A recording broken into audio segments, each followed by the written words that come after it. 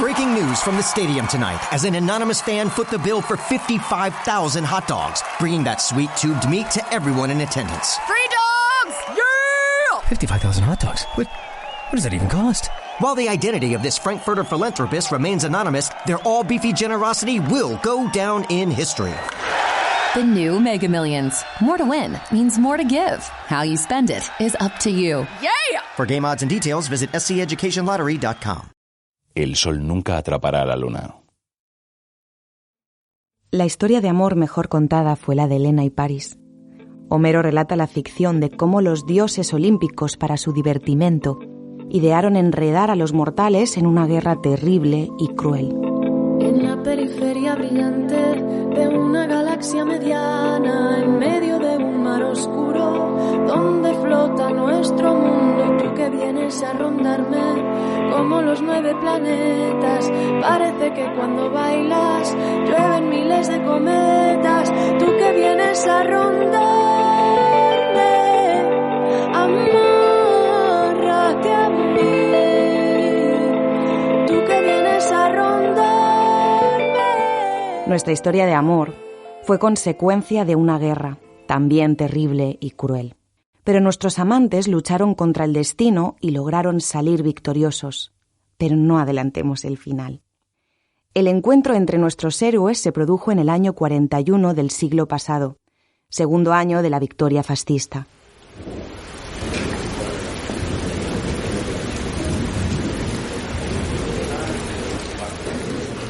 La reunión estaba en su momento más decisivo. Fijaban las contraseñas, las acciones que debían realizar, coordinaban las tareas de cada uno. Unos trabajarían en el pueblo para acopiar mantas, ropa, comida, medicinas, y otros u otras deberían subir al monte para hacerlo llegar a la resistencia, porque las tareas se repartían de acuerdo a cómo mejor burlar la represión. La reunión se desarrollaba con caras de tensión. Todos sabían que se jugaba en la vida, pero que otras vidas también dependían de las suyas. Entre todos destacaba un hombre, con voz sosegada, sin aparentar preocupación. Sus palabras transmitían una seguridad impropia del momento y de su juventud. El resto de los presentes solo conocía su alias. Coordinaba la comunicación entre los núcleos de apoyo en los pueblos y el maquis. Él es nuestro amante. Antes de que dieran por terminada la reunión, ella entró en la habitación y cruzó su mirada con la de él. Ella es nuestra amante.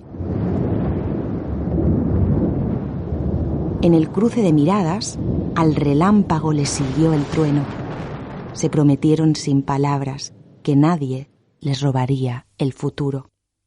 Algunos de los presentes dicen que en ese momento la diosa del destino Tetis pudo intervenir. Otros dicen que una diosa no tenía suficientes poderes para provocar ese cruce de miradas. Nunca lo sabremos. Las instrucciones estaban claras y la reunión comenzó a disolverse. Por la luna nadaba un pez, era un lunes del quinto mes. Por aquellos días todo parecía un sueño que guardabas escondido entre la piel. Era un día de esos, con sabor a un beso por las calles de Babel. Cuando en el silencio descubrí que su recuerdo, como luna llena, recorrió mis venas para hacerme entender que era un día de esos, un lunes del quinto mes. Y por la luna nadaba un pez. Después de unos meses y varios encuentros entre nuestros amantes, pocos para lo que su amor necesitaba, él le escribió la primera de muchas cartas. Una carta que le producía dolor al pasar las palabras del corazón al papel. Buscaba las palabras entre sus sentimientos para no herir ni engañar, pero intentando alejarla de su destino, que sabía condenado a la prisión. Sabía que se estaba traicionando a sí mismo. Sabía que nunca podría escapar al relámpago y al trueno de aquel primer cruce de miradas. Él que ya había estado preso, apaleado y perseguido por la sinrazón, el odio y el privilegio. No tenía el valor para decírselo mirándola a los ojos. Ella recordaría de memoria toda su vida el contenido de aquella primera carta. Era una declaración de amor tan generosa, sincera y honesta, que al mismo Homero le hubiera gustado relatar. Dado su carácter, que parecía fraguado en el interior de un volcán, rocoso, caliente y de dulce sabor, la contestación no fue con otra carta, sino cara a cara. Lo miró a los ojos y le dijo: «Nadie nos robará el futuro». No fueron necesarias más palabras. Después de 2 años de vida intensa, de vértigo y clandestinidad, siempre alertas para prevenir la delación o el descuido que les descubriera, llegó la noticia. Él había sido detenido, pero su paradero no se conocía. Era costumbre de la época no dar información. Comenzó a caminar llamando a todas las puertas, con esperas interminables. Por fin, recibió la contestación, lanzada a su cara como un escupitajo mineral, duro como las piedras. Está en la prisión de Burgos, condenado a 30 años de cárcel. Recordó el último encuentro y notó que la energía y la fuerza inundaba todo su cuerpo. Acudió a la prisión y el primer problema que encontró era la negativa a poder visitarle. No estaban casados por la Santa Madre Iglesia. Él desde dentro, con huelgas de hambre, y ella desde fuera, habló con el director de la prisión, antiguo alférez provisional, con el capellán, que llevaba la pistola escondida debajo de la sotana, y con todo aquel que pudiera intermediar o intervenir a su favor. Al fin las autoridades, deseando quitarse de encima tanto argumento y terca insistencia, aceptaron que podía visitarle.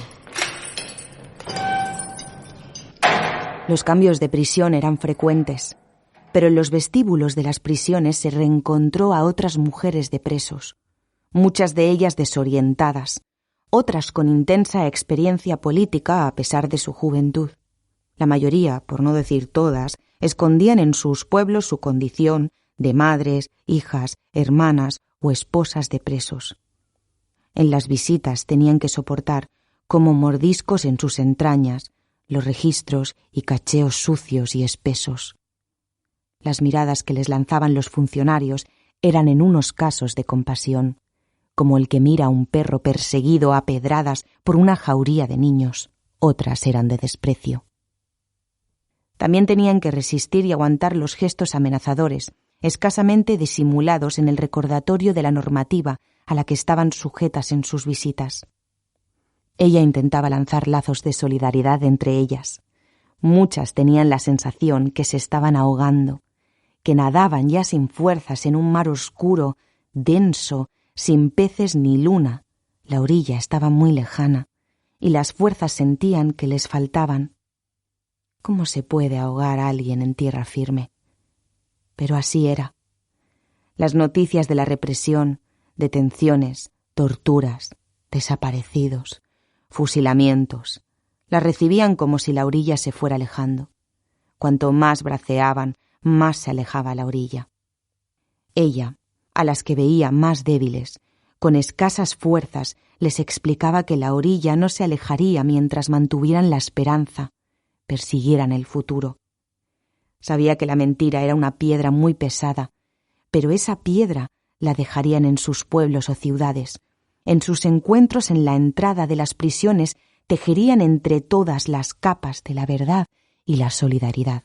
Los olvidados, los que retumban en la memoria, los perseguidos, de anochecida en mitad del cerro, los exiliados,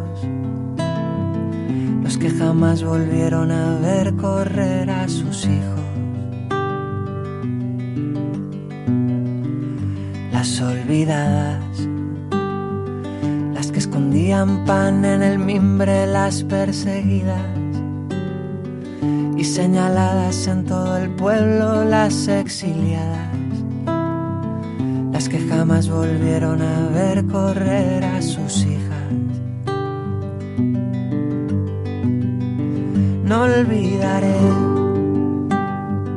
para que haya servido de algo tanto desvelo, para que no se pierda el poema bajo el sombrero. No olvidaré. En una de las últimas conversaciones que mantuve con ella, le pregunté ¿qué era lo que llegaba a herir o le producía mayor dolor en aquellos años? Y me contestó: lo que me llegaba a herir no eran las palabras de compasión, y mucho menos las de desprecio y odio de los que se sentían vencedores. Esas palabras me daban fuerza para resistir. Las que mayor dolor me producían eran las miradas de indiferencia, que yo siempre compensaba con las miradas de los derrotados, que en silencio me miraban con cariño y ternura, como diciendo: no puedo ahora acompañarte, pero sigue tejiendo, tejiendo, tejiendo. Llegó el día en el que todo comenzó a cambiar, se dijeron.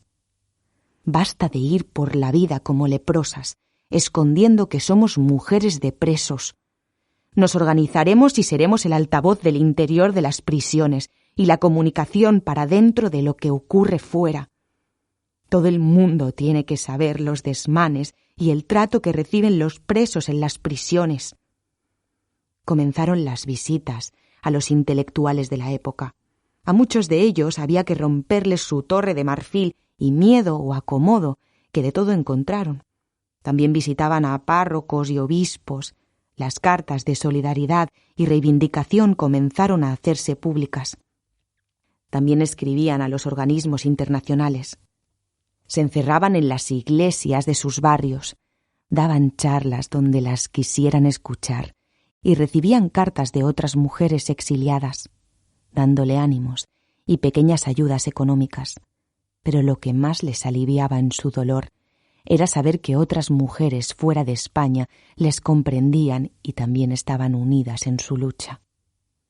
Desde dentro les informaban de aislamientos, plantes colectivos, palizas, huelgas de hambre por solidaridad con compañeros, mejor rancho, mayor comunicación, reivindicaciones que mantenían para ganar algo de respeto y humanidad y que se les reconociera su condición de presos políticos. Ellas les comunicaban las noticias del exterior y las consignas de la dirección política. Utilizaban todo tipo de medios. Cartas con letra invisible entre líneas que se descifraba con limón, falsas etiquetas en las conservas que podían pasar, comunicados disimulados en objetos que realizaban en los talleres de la prisión y entregaban como regalo o posible ayuda al sustento para la familia. También hubo quien utilizó un lenguaje acordado, como el de los niños cuando juegan a hablar, con una letra, pero indescifrable para los funcionarios. No dejaba de ser un idioma inventado entre dos personas, lengua que solo tenía dos hablantes, donde la gramática era el amor y la sintaxis, la inteligencia. Esa capa de verdad y solidaridad dio sus frutos y tuvo eco en la prensa extranjera y generó redes de solidaridad con los presos políticos españoles. Para ellas fue como un bálsamo para sus heridas.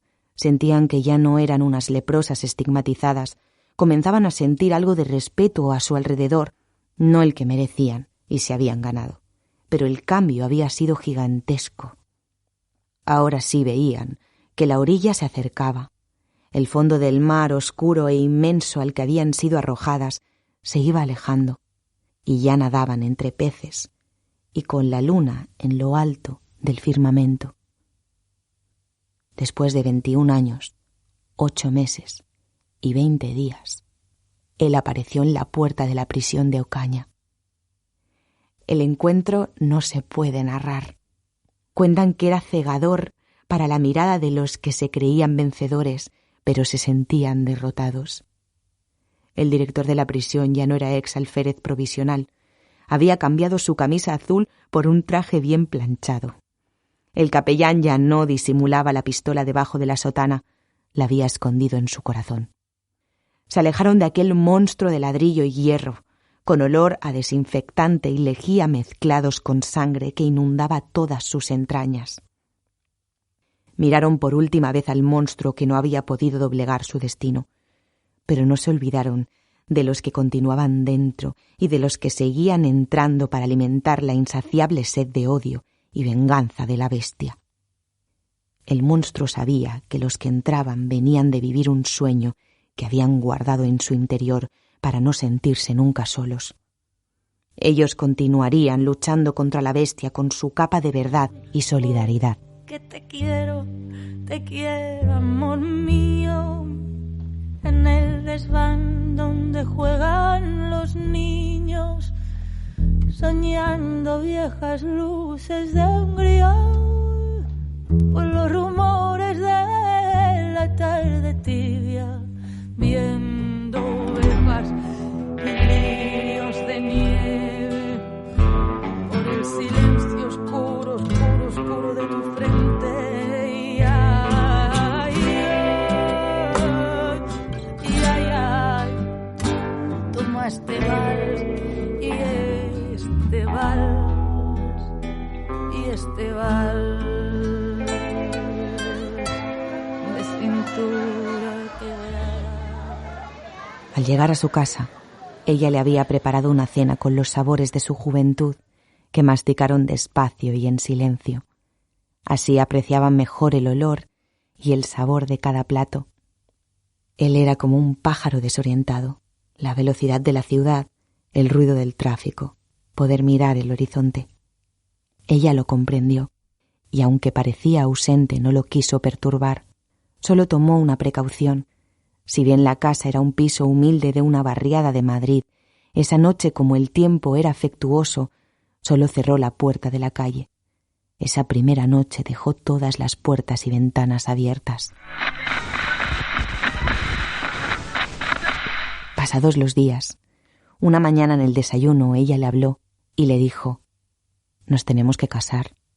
Él no contestó, pero sabía la razón. Ella continuó: «Sabes lo que han pasado mis padres, siempre he sentido su apoyo sin un reproche. En silencio, con varios hijos presos. Se lo debo, se lo debemos. Y no te olvides que no siempre unos mortales juegan con Dios para que haga una buena acción». La risa de los dos fue instantánea y estruendosa.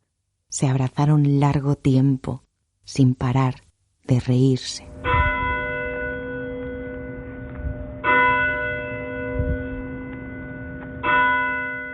Cuando fueron a concertar la boda, se encontraron con un cura, que ya no era aquel capellán con pistola debajo de la sotana, ni parecía que llevara la pistola enterrada en el corazón. Era como un comercial preocupado por vender el último seguro de vida de su empresa, o quizá el empleado de una inmobiliaria cantando las excelencias de la inversión en pisos de lujo. El cura, al tanto de sus antecedentes, en una parte le dijo: en la ceremonia él tenía que comulgar. Y él, de forma pausada, desmenuzando las palabras como un relojero meticuloso, le contestó: «Mire, pater», así era como había que dirigirse en la cárcel al capellán, «no voy a comulgar, y menos confesarme. Mis pecados, como dicen ustedes, o errores, como pienso yo, no son de esta jurisdicción. Yo a Dios le puedo negar todo, pero a esta mujer no le puedo negar nada». El cura comprendió que en esa boda mandaba ella, y que Dios era un invitado.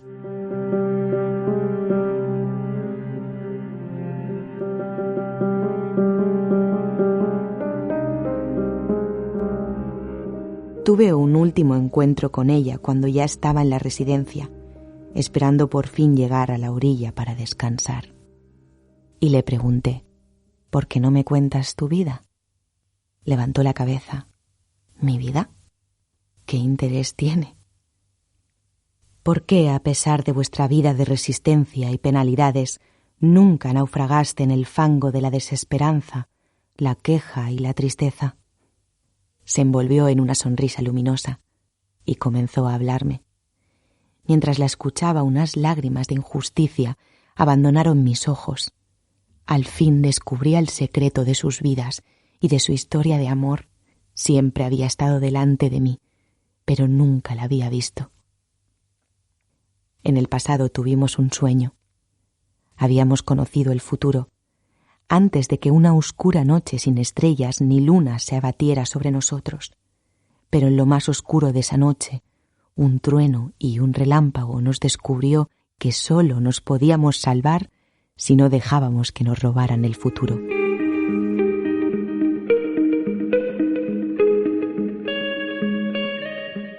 Por su sonrisa, pudo asegurar ante cualquier biógrafo que venga después que estaba saboreando aquel lejano primer encuentro, cuando cruzaron por primera vez sus miradas y a un relámpago le siguió un trueno.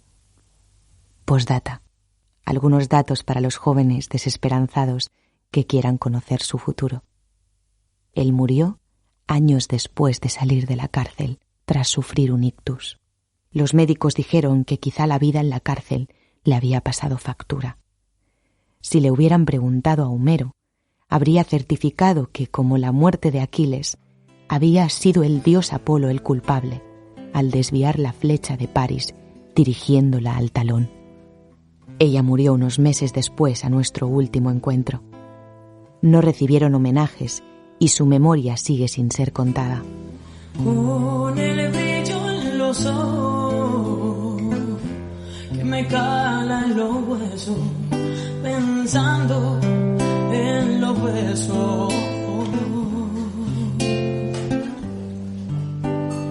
que robó a su compañero antes de partir de la prisión del pueblo.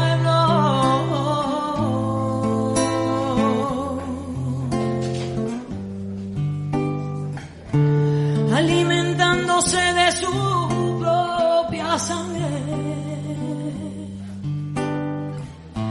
desgarrando al tiempo, al miedo y al hambre. Republicana. Dedicado a todas las mujeres de presos que mantuvieron el sueño de la República. Republicana es la fuerza que le late el corazón. Republicana es la esencia que habita en su casa, heredera de la sangre de mi tierra, amamantándonos de sed.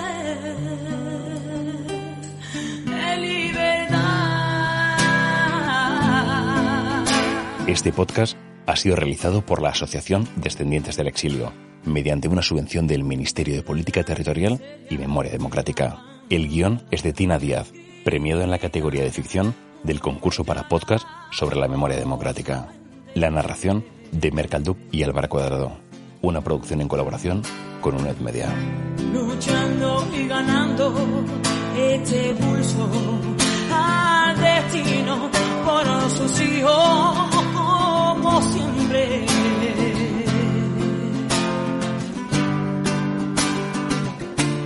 Alimentándose de su propia sangre, desgarrando al tiempo, al miedo y al hambre. Republicana es su sonrisa, su mirada de mujer. Republicana es la fuerza que le late el corazón. Republicana es la esencia que habita en su casa, heredera de la sangre de mi tierra, amamantándonos de sed. One lottery ticket makes a big difference for our state students. And when I say big, I mean bigger than jackpot big. Since 2002, South Carolina students have benefited from more than $6 billion in lottery-funded scholarships and grants, including the Life, Hope, and Palmetto Fellow Scholarships. With every lottery play, you're supporting our students, and that adds up in a big way. That's why education is our middle name. Learn more at sceducationlottery.com/betteryou.